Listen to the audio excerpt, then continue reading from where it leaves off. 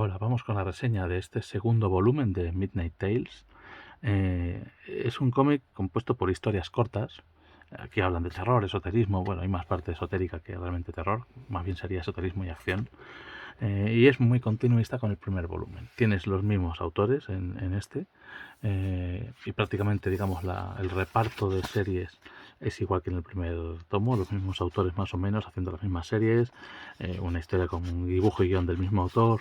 Entonces, bueno, no voy a ir entrando porque hay bastantes, una, dos, tres, cuatro, cinco historias, más dos relatos en artículo. Como digo, bueno, pues directamente comprobar los créditos porque son bastante detallados. O ver el primer vídeo en el que creo que sí que hablé un poco más de todos ellos. He dicho, hay varias historias cortas en cómic y varios relatos. Es verdad que los relatos los he leído por encima, no les he prestado mayor atención. Bueno, me interesaba la parte del cómic, en este caso.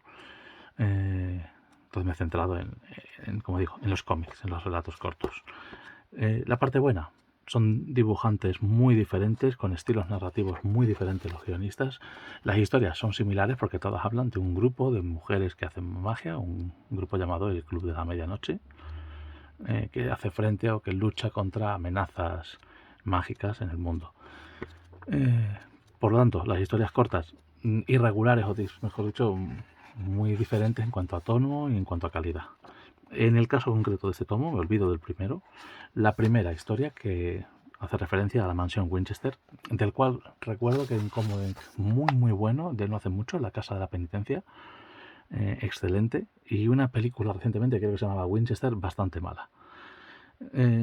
Esta historia te comienza con un pequeño resumen en blanco y negro de la historia de la casa, que lo hace un personaje que luego en la parte en color resulta ser una guía que actualmente enseña la casa y miembro de este Club de la Medianoche. Era la visita guiada lo que te han mostrado, y luego en la parte de narración ya de más allá de la visita entramos en la parte sobrenatural, en la aparición de monstruos y demás. Está muy bien dibujado, muy bien narrado, la historia es interesante, la historia de la casa ya de por sí es muy chula, y es con mucho el mejor de los cómics de todo el tomo. Y la verdad es que comienza con muy buen pie, porque comienza, digamos, en alto. La segunda historia tiene muy buen dibujo, quizá más abocetado, más caricaturesco.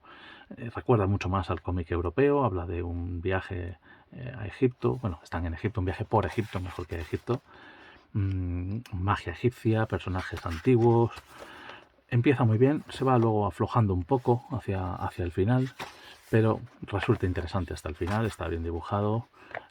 Como digo, aunque sea un estilo muy diferente al primero, y a mí particularmente, aunque me gusta más el primero, este está bien hecho, pero está un poco por debajo en calidad, sobre todo en la parte final. La tercera historia, después de varios relatos, que como digo, voy a pasar un poco por encima de ellos. La tercera historia, a ver, estamos aquí, es una historia corta, tiene un dibujo muy sobresaliente. A mí me ha parecido muy bueno el dibujo de la tercera historia, muy detallado. Cuenta un suceso, digamos, mágico, muy breve, es decir, prácticamente simplemente una acción de muy pocas páginas, que comienza también de una forma muy bien narrada, muy realista, aunque en la parte final se vuelve un poco más metafísico, un poco más alejado de la realidad, entra más en la magia, puede ser un poco más extraño, incluso metafórico el final, pero es muy corto, no se entretiene dando vueltas y es satisfactorio. Un poco por debajo de la primera historia, pero sería, digamos, la segunda en calidad del tomo. Y luego la última historia, que era la peor en el primer tomo, aunque era muy buena a nivel visual, pues le pasa algo parecido. Es muy buena a nivel visual, aunque está quizá por encima de aquella, es más, no realista, pero un poco más fiel a una narración tradicional. Habla de un personaje luchador en las calles, maga, digamos, renegada, y de cómo las magas de este Club de la Medianoche intentan reconducirla. Bastante violenta, aunque de una forma muy natural, no específicamente explícita. Y en la parte final se vuelve muy dramático, muy introspectivo. Quizá allí pierde un poquito el ritmo, aunque la historia sigue siendo interesante. queda abierto, igual que pasó en el primero. Son historias que quedan abiertas, aunque realmente aparece un continuará que aparecía en la última historia del primer tomo y no tiene nada que ver una con las otras. Después el artículo hace un poco referencia a estas historias que hemos leído y te deja todo abierto para un tercer tomo. En resumen, 4 historias, como digo, irregulares en cuanto a calidad, pero todas con una base de un mínimo interés. El guión es interesante en todas. A mí me ha dejado más que satisfecho, igual que pasó con el primero. Es más, creo que este tomo está por encima en cuanto a calidad de las historias, de dibujo y quizá a lo mejor por ser el segundo tomo y ya saber por dónde van un poquito los tiros.